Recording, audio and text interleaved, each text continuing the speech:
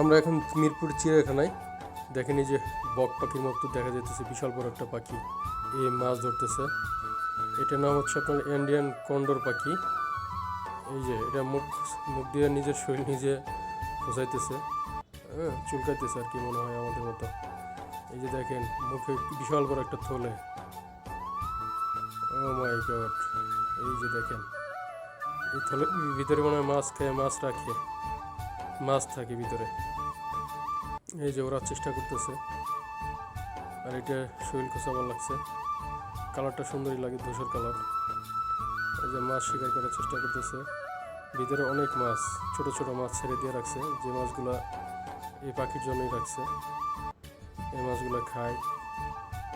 এই দেখেন দাঁড়ায় রয়েছে। ও মাই গড, কত বড় ঠোঁট! অস্থির লাগতেছে পুরোই।